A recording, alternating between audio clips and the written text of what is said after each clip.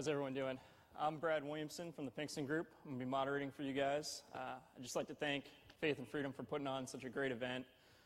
We've heard some tremendous speakers over the last few days, and one theme that just keeps coming up over and over is how without faith-based voters, we wouldn't have a Republican majority in Congress. We wouldn't have Donald Trump in the White House. We wouldn't have had some of the historic victories we've earned this year for religious freedom, the sanctity of life. And it's thanks to people like you that we have those. But we can't sit back. We can't rest on our laurels. Our job's not done. We must remain engaged. There's policy battles going on across the country, and it's important for Christian voters to get out there and continue to engage with government, continue to engage with their neighbors. And that's what we're here to talk with you guys about. So I'm going to turn it over to Angela, Lance, and Adam to introduce themselves, and then we'll jump right in. So Angela, if you want to All right, thanks, Brad. My name is Angela Morabito. I'm the senior campaign organizer at StandUnited.org. That's an online petition platform for grassroots activists. So people all over the country write petitions, sign petitions, and I get to help run those campaigns. My name is Adam Radman. I'm the Grassroots Campaigns Manager at Americans for Tax Reform. ATR is a nonprofit taxpayer group which opposes all tax increases as a matter of principle, and so we work for lower, flatter, simpler taxes on the state and federal level. To that end, I do our digital communications, and so I help our activists to make sure that they have all the information that they need and all the tools that they need to be effective activists. And I'm Lance Lemmonds, Communications Director for the Faith and Freedom Coalition. I'm certainly happy to be last in this group because I'm certainly the least of the four of us up here. Many of you I know personally. It's happy to be here. And the number one question I get doing communications for Faith and Freedom is how do we expand our digital footprint? How do we talk to the media and those type of things? So happy to be here today to talk about those issues and look forward to discussion on it. Excellent. So, Angela, this question's for you. I mean, petitions are not a new form of, engaging with government. They've been around for a while. Are they even still relevant? I mean, people may be thinking, why are we talking about petitions? This is something that's been around forever. So, can you walk us through why we're talking about this, why they're important, and how people can use them?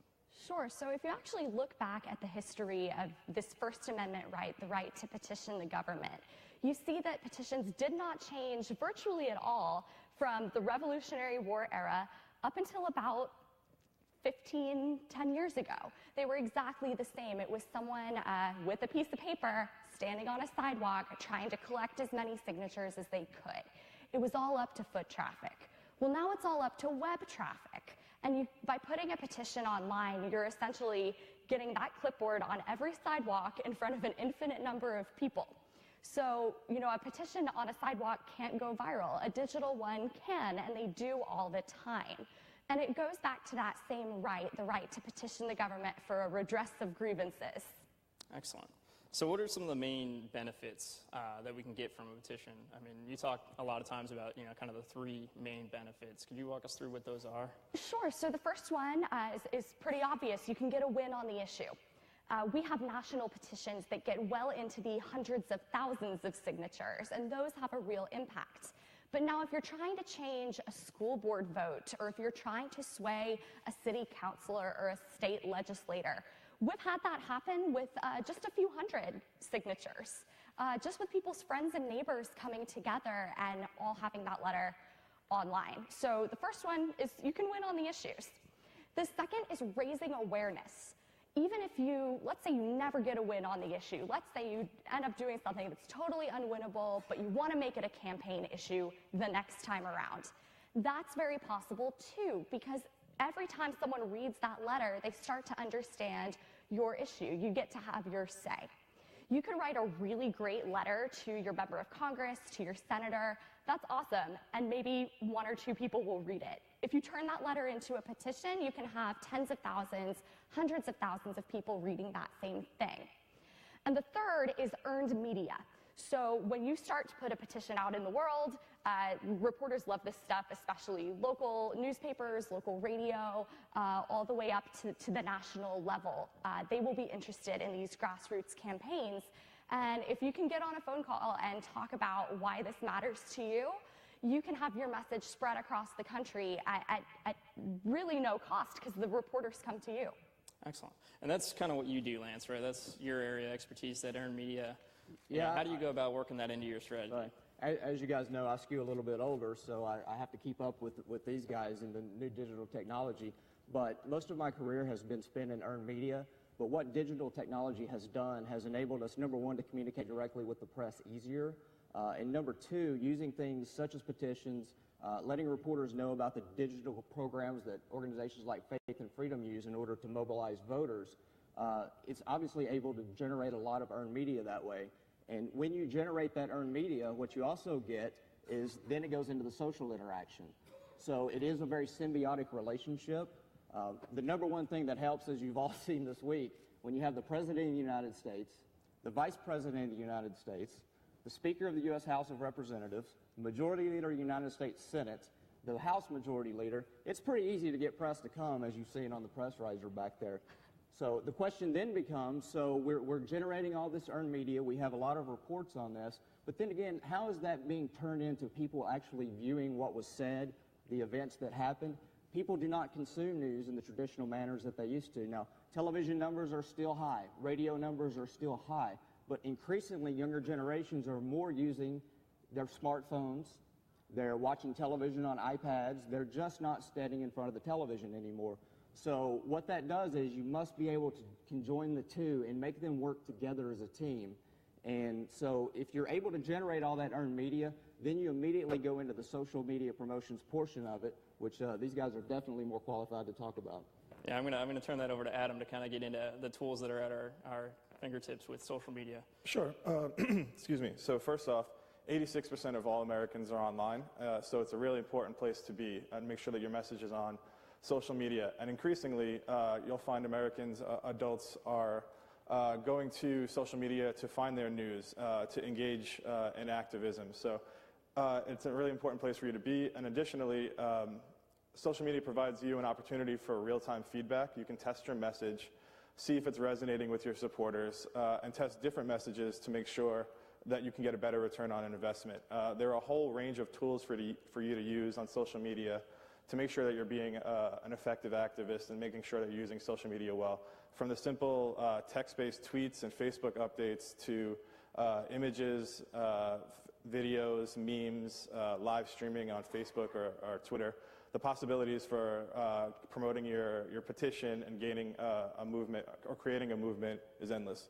And one of the nice things that kind of where social and earned media come together, one of the nice things is that through social media and through these online petitions, the comment sections on StandUnited's petitions, you can start to tell a story. And the thing that journalists really like is to be able to put a human face to an issue. So you may be dealing with a complicated issue, and you'll get comments back from people where they tell their personal story of how, that healthcare policy or that, tax policy has affected their business or affected them personally. And that's what journalists look for to kind of really bring those stories to life. So it's great to combine those two. That said, we've all been spammed, a million times on Facebook and in our inbox with different online petitions from different organizations that really, when it comes down to it, looks like they're just trying to get your contact information. They're just trying to get you to donate to a campaign.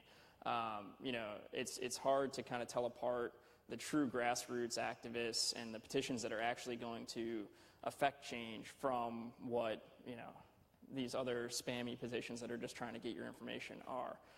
So Angela, can you kind of walk us through some ways to make your petition stand apart? If you're going to jump on and start a campaign, what can you do to make people realize that you're passionate and that this is an important issue that they should sign their petition and sign their name to? Sure. Well, the thing that sticks out most is a personal story. If you can tell a story about how you've been impacted by a policy, you're already light years ahead of the game because you have an emotional hook. And that most of the time will come from the petition creator, but anytime someone signs a StandUnited petition, they can give a reason for signing.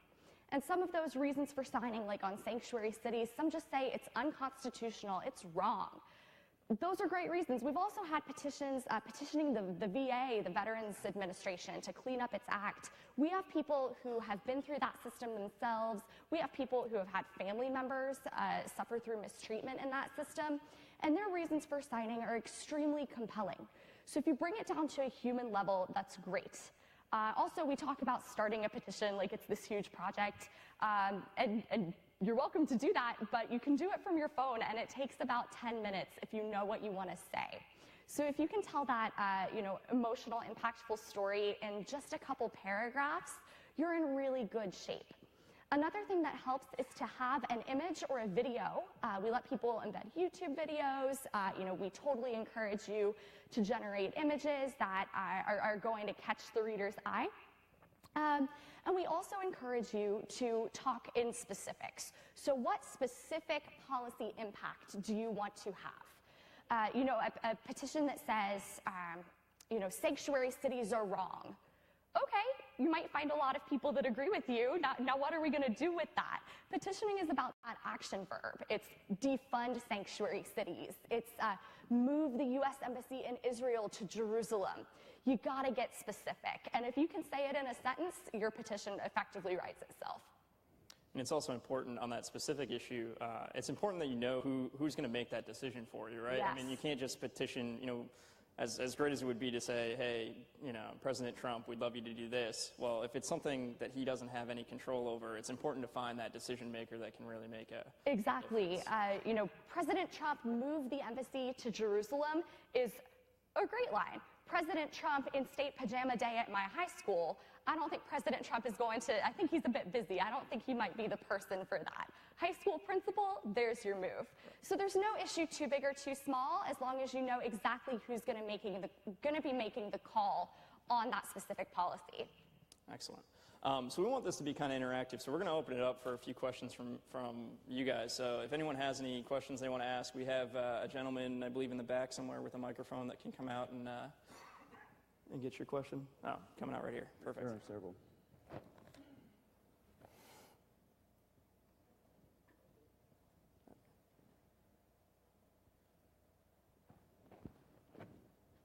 Yeah, I'm John Holland from Norristown, and I've been asked to run for school board to repeal the tax burden that seniors have it in Norristown. And I got pretty good, I did the primary, I got 500 votes for the local seniors. How do I contact the rest of the people in my little town? We have 15,000 registered voters in our little community, but our tax bill is $30 million a year. How do I get that repealed? Well, I think that's, there's probably a lot of parts, but you want to jump in and talk a little bit about that?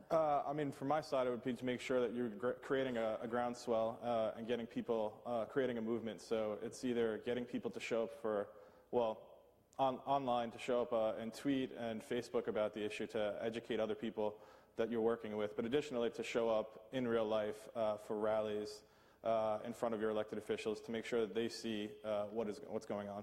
And a tool like StandUnited, so everybody's seen change.org petitions and that sort of thing. StandUnited is our tool. This is a community of like-minded conservatives who want to see limited government. They want to see taxes, drawn back, that sort of thing. And so StandUnited could really give you that opportunity to find people specifically in your community that are interested in the same issues you are, so that you can then go out and knock on their doors. You know which of those registered voters are looking to do this, have the same goals you have. So that's where this could come in, is you could, start a petition on the site. It takes, only a few minutes, and then you could go ahead and kind of collect those names and find out which of your neighbors, align with you, and then you know who to target, you know who to invite to those rallies, you know who to, encourage to send out the letters to the, council members and that sort of thing. Right. Sorry. If I could just add something there real quick. We've got a real-life example with Angela and our friends at StandUnited. So I'm going to have not a raise of hands, but just a lot of you folks obviously are Faith and Freedom members. You follow our organization on social media. And with StandUnited, back in February, we started an online petition requesting President Trump and the State Department to move the American Embassy in Israel to Jerusalem. How many of you people agree with that premise, that we should do that? I kind of figured that would be the reaction. So on a nice cold February morning, Angela and I recorded a video just on a camera phone. It was high quality. We were able to promote that on social media in numerous channels. We were able to drive some earned media towards that. So a simple little cell phone video with the topic that mattered, Sir, you have your subject matter that you want addressed. And so we were addressing a specific topic. We had a video in line. We shot it on our phone. We started the petition. We got earned media. All the different things started to come together. And thanks to our friends at StandUnited, we have thousands upon thousands of like-minded individuals who want to see a policy action changed. And this petition is a good way to start driving people in that direction. And trust me, 20-something years of working with elected officials, they will listen to your voice when those voices are combined. And, Absolutely. Sir, if I can just add to that really quickly, StandUnited, we have a really great Facebook audience. It's well over 1 million strong, and we help do some of that legwork of telling your story. We're the platform. We want our petitioners to be successful, so we will help give you the tools that are kind of tailored to your unique issue. But I mean, we have a big audience that we want to use to help our petitioners. So we're in your corner. Excellent. Any?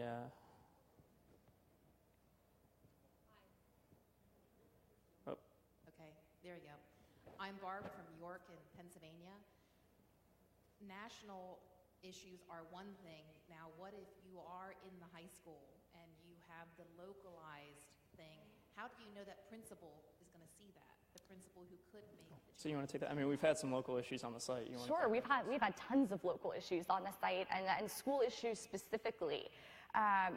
It's on the petition creator to deliver that petition, and it's up to you how you do it. We've had petitioners print out huge stacks of think like a banker's box full of letters and ship that off to a company whose policy they were trying to change. It could be as simple as sending that person a link to the petition. But what we really encourage you to do is to show up at a PTA meeting or request a sit-down meeting with that principal. It could take 10 minutes, and if you show up with a letter that has a couple hundred signatures behind it, that's going to have a real impact. Now, as far as getting that petition off the ground, that's where you start with word of mouth, and you start with an email to your friends and neighbors and a social media post. Would you guys mind raising your hands if you have Facebook, just so we can see? Okay, that's almost everyone. So Facebook is a great place to get started because you're going to see people who know you're in real life, and that's your network. So start there. And then see if you can get a meeting with your decision maker. It is rare that they say no, especially a principal who's accountable to the public in such a direct way. And one of the things that helps with that is, and we've done this at the local level a lot, this is actually where we probably get the most earned media is at the local level, is when you can demonstrate you have 50, 100, 500 signatures on an issue. A lot of times the local education reporter will come and talk with you and do a story, and they'll mention, there's 500 signatures right now on this petition on StandUnited or wherever it's being housed, and that lets the principal or the school board, they're reading the local paper, and that lets them know this issue is important to their constituents, this issue is important to their community, and they likely will reach out to you at that point and say, hey, we saw, you guys started this petition, what's this all about? Come talk with us. We want to hear from you directly. And I would add don't discount your personal network. I mean, reach out to your friends, reach out to your family.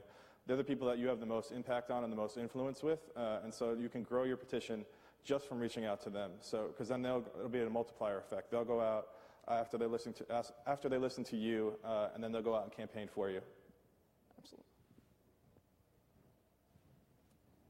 Yeah, I'm Bob Brashasko from Miami, Florida. You said 86% of Americans use online one way or the other? Yes, 86. According to a Pew Research study, 86% of all Americans are online now. How does that break down? 81% are in urban areas, and 81%, or excuse me, well, that was more the Facebook numbers, but it's roughly strong presence in urban areas, and it gets a little bit weaker as you go from urban to suburban to rural areas, but still a relatively strong number of people in rural areas are online as well. So I think we have time for about one more question. If we want to take one from over on this side of the room, that'd be great.